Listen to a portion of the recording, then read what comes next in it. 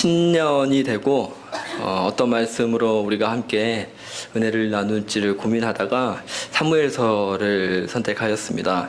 그리고 아마 제가 이제 한 달에 한 번 내지 두 번 정도 금요일 설교를 하게 될 때 사무엘서 말씀을 나누려고 합니다.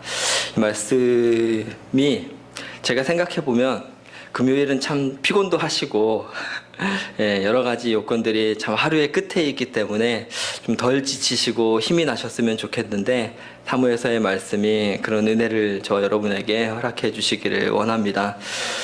우리 같이 말씀 본문 읽어보도록 하겠습니다. 사무엘상 1장 1절에서 8절까지의 말씀이고요. 제목은 왜 한나인가입니다. 저 여러분이 교독하며 말씀을 읽겠습니다. 에브라임 산지 라마다임 소빔에 에브라임 사람 엘가나라 하는 사람이 있었으니 그는 여로함의 아들이요 엘리후의 손자요 도후의 증손이요 숲의 현손이더라.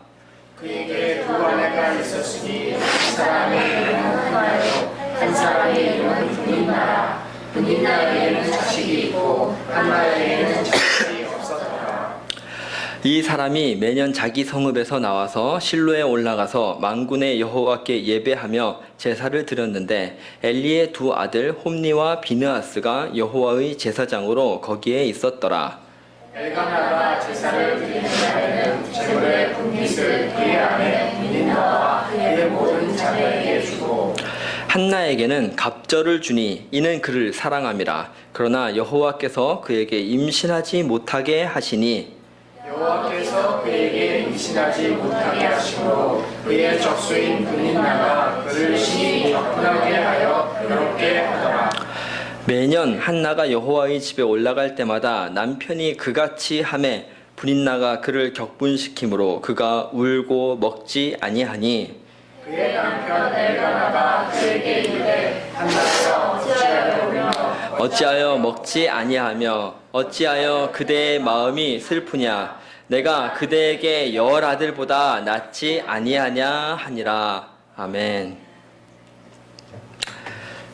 오늘 말씀의 제목은 왜 한나인가입니다. 사사기가 말해주고 있는 이 사무엘서가 시작되기 이전의 배경은 이렇습니다. 그때 이스라엘에 왕이 없었으므로 사람이 각기 자기의 소견에 옳은 대로 행하였더라. 우리가 익히 아는 바와 같이 사사기는 영적 암흑기였습니다. 그런데 이 사사기를 넘어서서 하나님이 역사의 장을 넘기실 때 어떻게 그 시작을 여시냐는 하나님의 의도 혹은 그렇게 열어나가실 하나님의 나라가 어떤 성격을 가졌는지를 규명하는 매우 중요한 장면입니다. 그런 의미에서 사무엘 이 책이 처음에 무엇을 이야기하는가에서 우리가 얻을 수 있는 은혜라고 하는 것은 매우 값진 것이 아닐까 생각이 듭니다. 더더욱이 그것이 어떤 한 나라의 시작 이야기니까 좀 멋있고 스케일도 있고 어떤 훌륭한 이야기면 더 좋을 것 같은데 성경은 의외로 한 가정에 초점을 맞추고 있습니다. 그러니까 이 한나라고 하는 여인은 타락한 사사시대 하나님이 그 장을 넘기시고 새로운 역사를 열어가실 때 주목하였던 인물인 것이죠. 사무엘은 이해가 됩니다. 그죠? 사무엘이 얼마나 훌륭한 선지자이고 큰 선지자입니까? 그런데 사무엘이 등장하기 전 이 한나의 이야기는 왜 필요했는가? 다시 말씀드리면 왜 한나여야만 했는가? 여기에 대해서 저와 여러분이 오늘 함께 생각해 보았으면 합니다. 사무엘서의 시작은 엘가나의 가족이 특별히 그 가운데 한나와 분인나를 주목하면서 시작하고 있습니다. 더 정확히 말씀드리면 이들이 매년 예배를 드리는 장면을 보여주고 있는 것이죠. 말씀에 나와 있는 것처럼 실로까지 이들이 매년 예배를 드렸다면 35km 정도의 거리를 다녀간 것으로 추정이 됩니다. 가족들을 이끌고 그 거리를 걸었을 때 한 이틀은 꼬박 걸리지 않았을까 싶습니다. 그렇게 드려진 예배라면, 그렇게 함께 하였던 예배 구성원이라면 은혜롭고 어떤 긍정적인 묘사가 함께 해야 될 텐데 실제 이 예배의 장면은 그렇지가 않습니다. 5절부터만 한번 읽어드리겠습니다.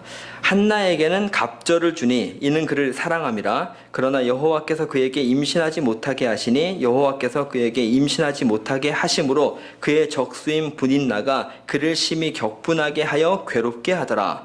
매년 한나가 여호와의 집에 올라갈 때마다 남편이 그같이 하매 분인나가 그를 격분시키므로 그가 울고 먹지 아니하니. 예배에 대한 설명을 하는데 이 내용에는 격분했고 적수가 있고,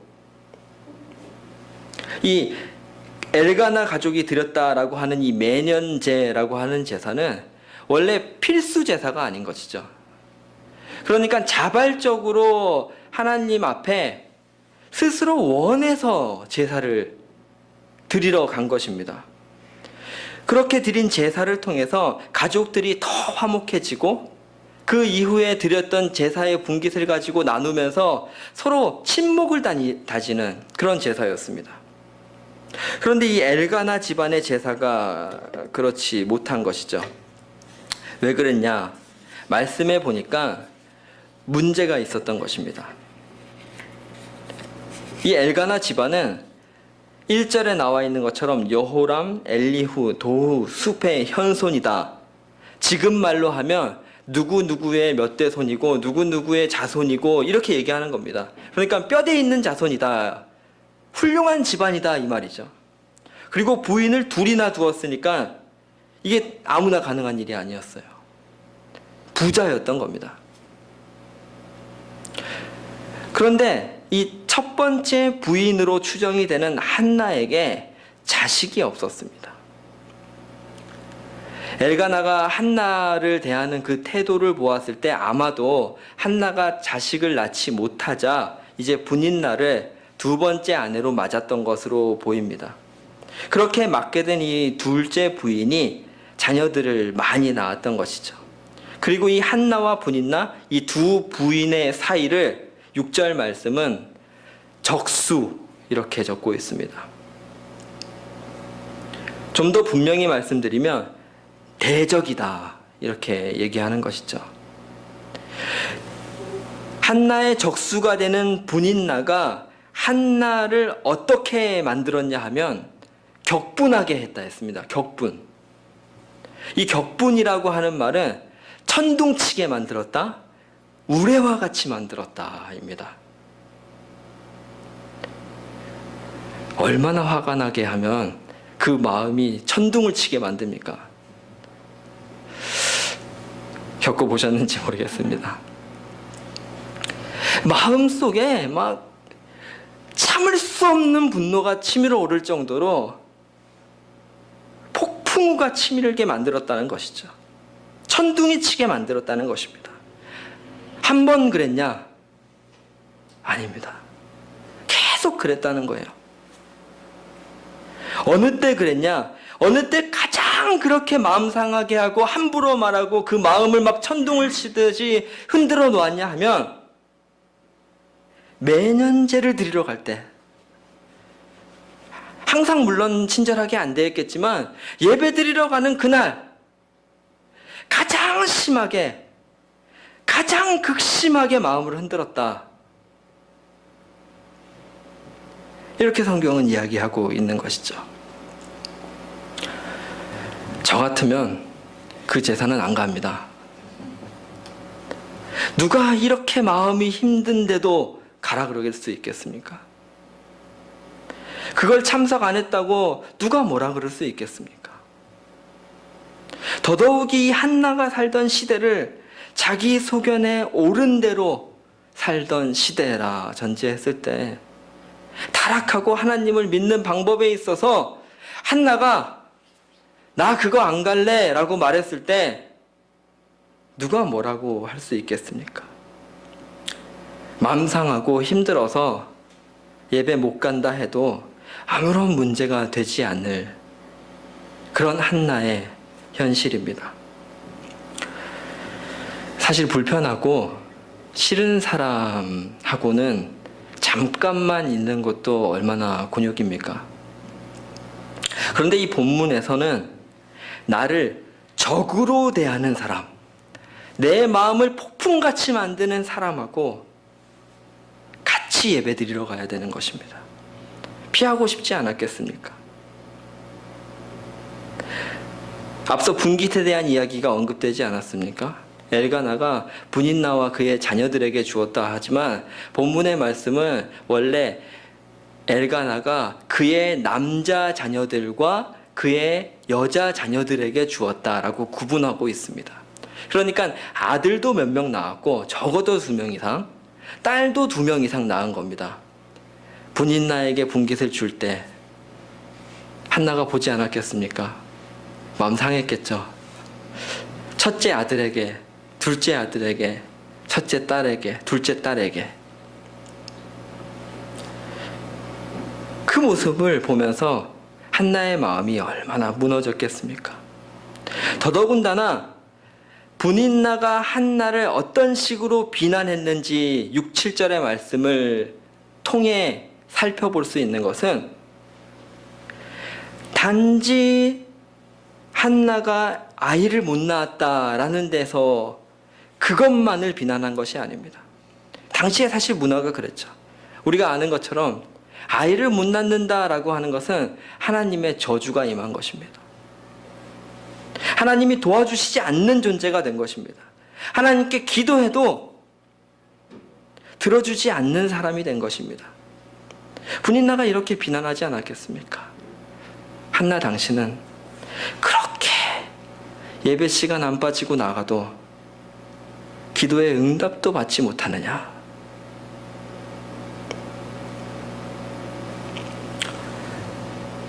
그런데 우리는 오늘 이 본문 속에서 그럼에도 불구하고 한나가 자신이 겪고 있는 상황들, 조건들, 기분들과 상관없이 예배 자리에 나아가는 모습을 보게 됩니다. 내게 문제가 있어도 나를 대적하는, 그래서 내 마음을 무너뜨리는 존재가 있을지라도 더욱이 그 존재가 남이어도 마음 상한데 가족입니다. 같은 공동체 내에서 그런 일이 있었던 것이죠. 더 나아가서 내가 드리는 예배가, 기도가 의미 없다고, 하나님이 안 들어주신다고 무시를 받아도 하나님 앞에 나아갔던 한나를 볼 수 있는 것입니다. 그럴 때일수록 예배드려야 하기 때문입니다. 그럴 때일수록 하나님 앞에 나아가야 하기 때문입니다. 성경은 하나님께서 한나에게 임신을 못하게 하셨다, 이렇게 적고 있습니다. 정말 힘든 얘기지만 한나가 겪고 있었던 그 힘든 상황은 하나님의 간섭 아래 벌어진 일이었던 겁니다. 이해되지 않죠? 왜 내가 이렇게 살아야 되는지, 남들은 안 그렇게 하는데 왜 이런 일을 겪어야 하는지 받아들이기 쉽지 않습니다. 하나님을 경험한다는 것은 때로 하나님 앞에 믿음을 잃지 않고 산다는 것은 참 힘든 것이 사실입니다. 7절에 표현된 것처럼 눈물이 멈추지 않고 식욕을 잃어도 기도로 통곡하고 그렇게 해서라도 나아가야 하는 것입니다. 하나님의 계획, 목적, 선한 의도가 있다는 것을 붙들고 믿어야 하는 것입니다. 사람의 약속이면 그것은 못 믿을 수 있습니다. 하지만 하나님의 약속이라면 그 이후 우리의 시간은 그 약속을 경험할 수 있도록 기회를 얻은 것입니다. 하나님의 뜻 속에서 주님이 내 삶의 주인이시기 때문에 그분 앞에 내 모든 상한 마음을 내놓을 수 있는 것이고, 그렇게 해서라도 하나님 앞에 나아가는 그 자리를 포기하지 않을 수 있는 것이죠. 제가 얼마 전에 그 시선이라고 하는 찬양을 작곡하신 김명선 예수전도단 간사님의 간증을 보았습니다. 우리 오 권사님이 저희 아내한테 보내주셔갖고 제가 이제 둘이 같이 시청을 했습니다. 이렇게 앉아서. 그분이 이제 어떤 상황 속에서 그 곡을 작곡하셨는지, 또 그럼에도 불구하고 어떤 어려움을 겪으면서 남편이 소천하셨는지, 그럼에도 불구하고 하나님을 어떻게 바라보며 사셨는지 정말 은혜가 되는 영상이었습니다. 간증 말미에 이런 이야기를 하십니다. 동화책 이야기인데요. 반짝이의 모험이라고 하는 동화입니다. 이 반짝이는 꾀꼬리입니다. 근데 이 꾀꼬리가 뭘 좋아하냐면 햇빛을 받으며 찬양하는 것을 너무 좋아하는 거예요. 그래서 햇빛이 쨍쨍한 날이면 나무 위에 올라서 또 그 햇빛을 누리면서 이제 꾀꼬리는 어떻게 울음을 하죠? 꾀꼴 하는지 뭐 짹짹하는지 모르겠지만 아무튼 이제 한 거죠. 그런데 상대적으로 그 햇빛이 비치지 않는 날, 비가 오거나 날씨가 궂은 날, 막 폭풍우가 내리는 날이면 너무 짜증이 나는 거예요. 왜 나는 찬양하는 게 너무 좋은데 비가 와서 내 찬양도 못하게. 어떤 날은 이제 장마가 오고 폭풍우가 치는데 이게 기간이 길어지니까 이 꾀꼬리가 계속, 꾀꼬리 맞죠? 반짝이라고 하는 이 꾀꼬리가 계속 투덜투덜 도대체 이 비는 언제 그치는 거야? 엄마 도대체 왜 이 비는 안 그치는 거야? 막 하니까 이제 엄마가 너 정 그러면 한번 저 폭풍우 속으로 한번 날아가 봐. 그럼 너가 이유를 알게 될 거야. 이렇게 말해준 거죠. 이 폭풍우 속으로 너무 답답하니까 자기가 이제 투정만 할 수 없으니까 날아간 겁니다. 막 비바람을 이제 맞으면서 이 꾀꼬리가 날아간 거죠. 막 치고 뭐 이제 떨어질랑 말랑 하다가 이제 올라갔는데 어느 순간 구름을 뚫고 딱 나가니까 꾀꼬리 눈에 뭐가 보였냐면 여전히 구름을 넘어서서 쨍쨍하게 비치고 있는 해를 보게 된 거죠. 그리고 그 이야기가 이렇게 마무리된답니다. 이제는 비가 와도 꾀꼬리는 노래할 수 있었다. 이 비는 분명히 그친다. 꾀꼬리가 알게 된 것이죠. 이 비 때문에 해가 없어진 게 아니고 해가 없는 게 아니고 해는 그 자리에 그대로 있어. 이 시대를 살아가는 저와 여러분의 마음가짐 가운데 또 사사기가 이야기하고 있는 그 암흑과 같은 이 영적 상태에서 답이 어디에 있습니까? 하나님을 바라보는 것에 있습니다. 여전히 그 자리에 계신 주님을 예배하는 것에 있습니다. 그래서 이 사무엘서는 역사의 페이지를 넘기면서 하나님의 나라를 시작하면서 왕이 세워지면서 어떻게 하나님의 통치가 이 세상에 펼쳐질 것인지를 보여주시면서 영적 암흑기를 끝낼 방법으로 예배하러 올라가는 한 가정을 보여주고 계시는 겁니다. 여기에 만군의 여호와, 승리의 주님, 이 표현은 구약에서 여기 처음 나온 고백입니다. 그리고 이 고백이 어디로 이어지냐면 1장 11절에 기도하는 자리에서 한나의 고백이 됩니다. 왜 사무엘서의 시작이 한나여야 했는가? 왜 한나입니까? 그것을 사무엘서가 보여주고 있는 것입니다. 깜깜한 밤과 같은 이 이스라엘의 시대가 여명이 밝아오는 아침이 되어가고 있습니다. 어디서부터 그 시작이 일어나고 있는가? 만군의 여호와를 예배하는 발걸음에서부터입니다. 그리고 그 고백을 자신의 것으로 만들어서 예배하러 가지 않을 100가지 이유가 있음에도 불구하고 그 모든 이유를 다 뒤로 하고 주님을 붙잡고 찾는 한나에게서 보여주고 있는 것입니다. 예배의 자리에 답이 있다는 것이죠.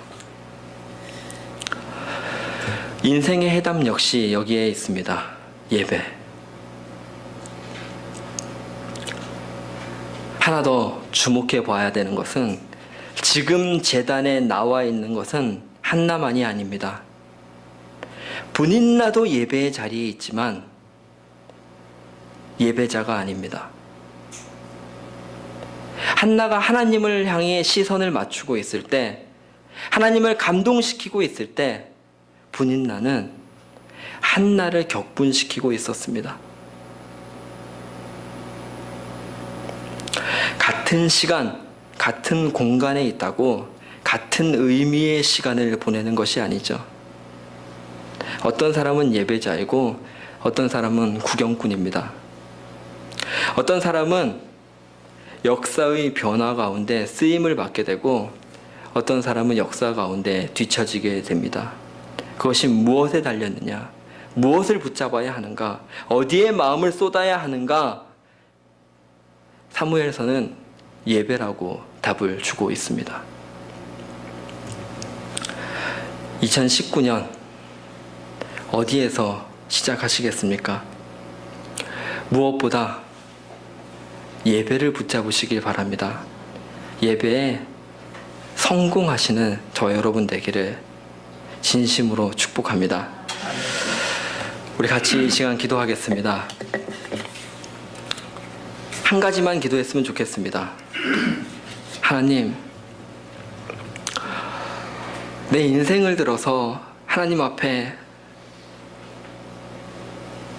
최고의 예배를 드리게 하여 주시옵소서. 우리가 믿고 고백하고 하나님을 찾는 그 시간이 예배입니다. 예배에 그것이 드러납니다. 내가 어떤 자세로, 어떤 마음으로, 어떤 심령으로 예배에 나오는지가 그 고백입니다.